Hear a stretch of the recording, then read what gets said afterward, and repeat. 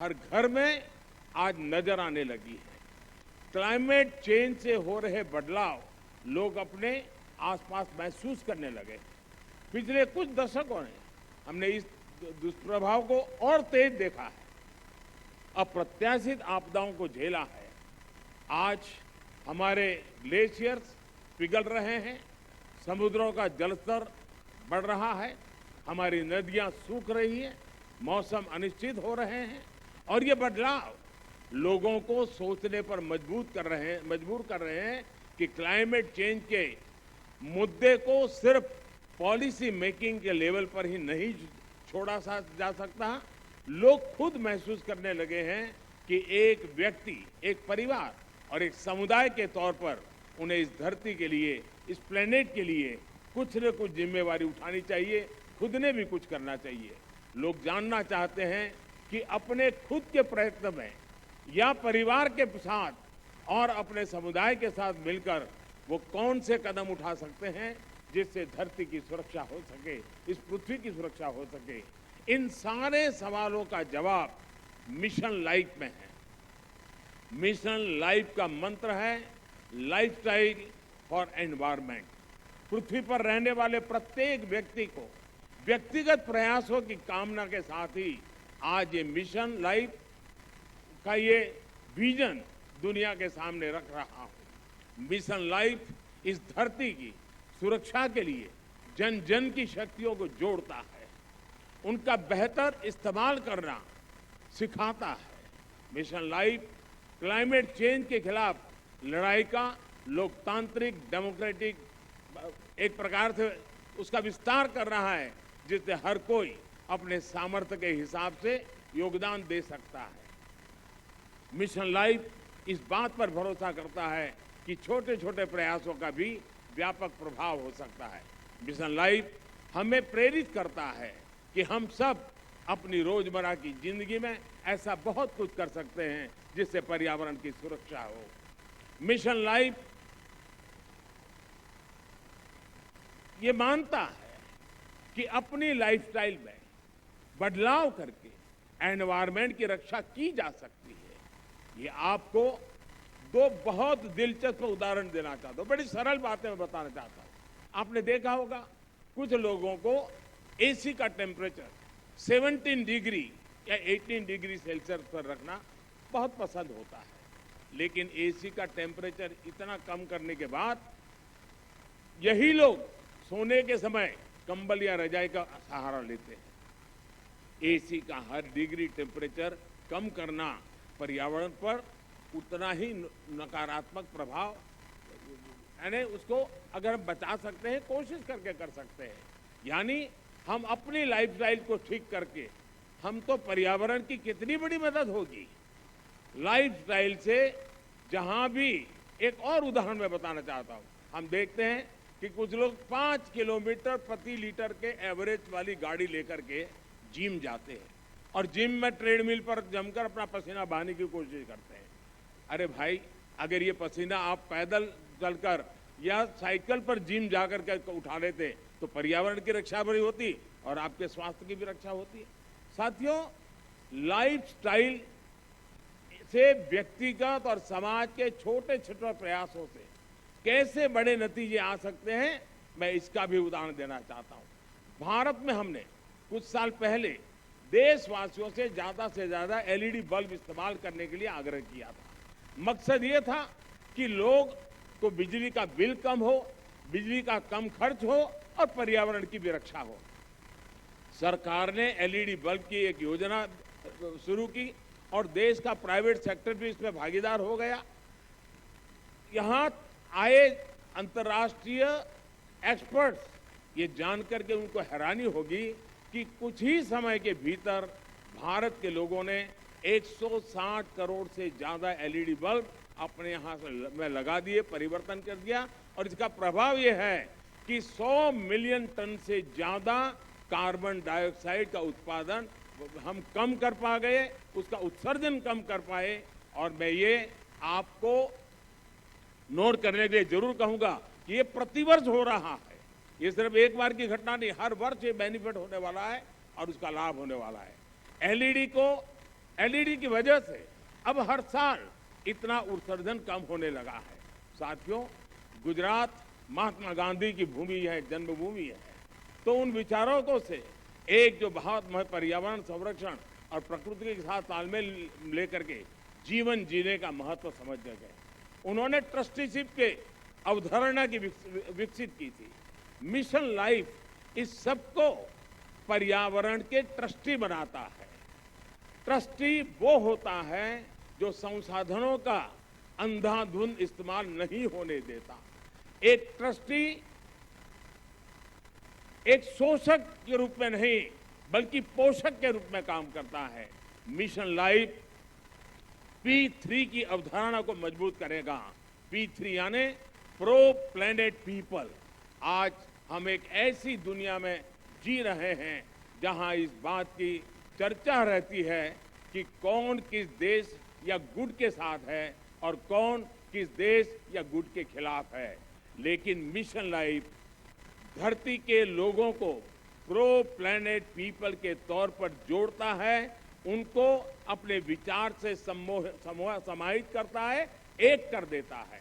ये lifestyle of the planet, ये lifestyle of the planet, for the planet and by the planet की मूल सिद्धांत पर चलता है। साथियों, अतीत से सीखकर ही हम बेहतर भविष्य का निर्माण कर सकते हैं। भारत में हजारों वर्षों से प्रकृति की पूजा की समृद्ध परंपरा रही है। हमारे वेदों में भी बहुत सटीक तरीके से कहा है कि जल, जमीन, वायु और सभी प्रकृति प्रदत्त चीजों का महत्व समझाते हैं। जैसे अथर्ववेद कहता है, माता भूमि ही पुत्रो हम पृथ्वीया, अर्थात पृथ्वी हमारी माता और हम उसके संतान हैं। रीयूज एंड रिसाइकल और सर्कुलर इकोनॉमी हमारे वर्षों से हम भारतवासियों की लाइफस्टाइल का अंग रहा है। और हम सभी जानते हैं कि दुनिया के कई हिस्सों में, कई देशों में ऐसी प्रथाएं आज भी है, प्रचलित है, जो हमें प्रकृति के साथ तालमेल बिठाकर चलने के लिए प्रेरित करती है।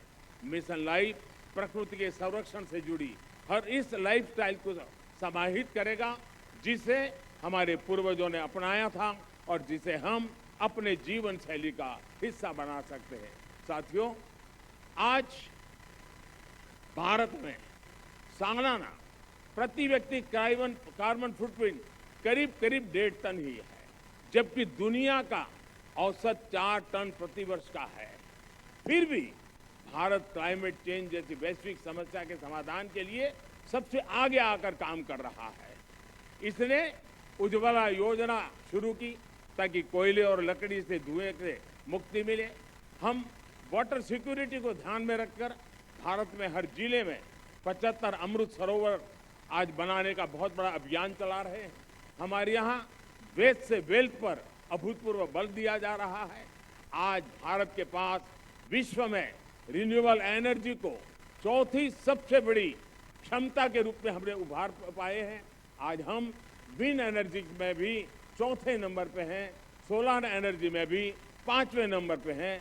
पिछले 7-8 वर्षों में भारत की रिन्यूएबल एनर्जी की क्षमता करीब 290% का इजाफा हुआ है। इससे हमने इलेक्ट्रिक क्षमता का 40% नॉन फॉसिल फ्यूल यानी उस सोर्स को ही हासिल करने का लक्ष्य अब भी हमने समय सीमा से 9 साल पहले हासिल कर लिया है। हमने पेट्रोल में 10% इथेनॉल ब्लेंडिंग का लक्ष्य भी तय किया था और उसे भी समय सीमा से 5 महीने पहले ही हमने पूरा कर लिया है। अब भारत पेट्रोल में 20% इथेनॉल ब्लेंडिंग के लक्ष्य पर काम कर रहा है। हाइड्रोजन इकोसिस्टम के लिए भारत पर्यावरण के अनुकूल ऊर्जा स्रोत की तरफ भी बहुत तेजी से कदम बढ़ा रहा है और ये गुजरात इस ग्रीन हाइड्रोजन के लिए हब के रूप में विकसित होता चला जा रहा है। इससे भारत और विश्व के कई देशों को नेट जीरो के अपने लक्ष्य को हासिल करने में बहुत बड़ी मदद मिलेगी। साथियों, आज भारत प्रगति भी कर रहा है और प्रकृति भी का उतना ही उत्तम उदाहरण बना करके तालमेल के साथ जीने का एक रास्ता को बना रहा है। आज भारत विश्व की 5 की बड़ी अर्थव्यवस्था भी बना है। हमारा वन क्षेत्र भी बढ़ रहा है। अन्य जीवों की संख्या में भी हमारी यहाँ लगातार वृद्धि हो रही है। भारत अब दुनिया के साथ अपनी भागीदारी का और ज्यादा बढ़ाना चाहता है। वन सन, वन वर्ल्ड, वन ग्रिड जैसे अभियान ऐसे ही लक्ष्यों की तरफ हमारे संकल्पों को मजबूत करते हैं। Coalition for disaster resilient infrastructure, इसके निर्माण का नेतृत्व करके भारत पर्यावरण सुरक्षा के प्रति अपनी अवधारणा से दुनिया को अवगत करा चुका है।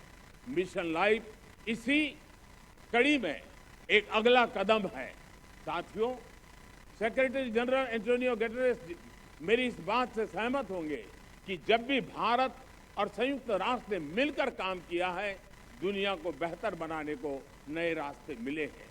भारत ने अंतर्राष्ट्रीय योगा दिवस का प्रस्ताव दिया था, जिसे संयुक्त राष्ट्र को समर्थन दिया था, और आज संयुक्त राष्ट्र के समर्थन के कारण दुनिया के करोड़ों लोगों के स्वस्थ जीवन की प्रेरणा का योग एक कारण बन गया है। वैसा ही एक उदाहरण इंटरनेशनल ईयर ऑफ मिलेट का है। भारत अपने पारंपरिक और पर्यावरण के अनुकूल मोटे अनाज से दुनिया को जोड़ना चाहता था। संयुक्त राष्ट्र ने इसका भी समर्थन किया। हम अगले साल इंटरनेशनल ईयर ऑफ मिलेट मनाने वाले हैं, लेकिन अभी से दुनिया भर में इसकी चर्चा प्रारंभ हो चुकी है। मुझे विश्वास है कि संयुक्त राष्ट्र के समर्थन से मिशन लाइफ को विश्व के हर कोने में, हर देश में, हर नागरिक तक पहुंचाने में बहुत बड़ी सफलता मिलेगी।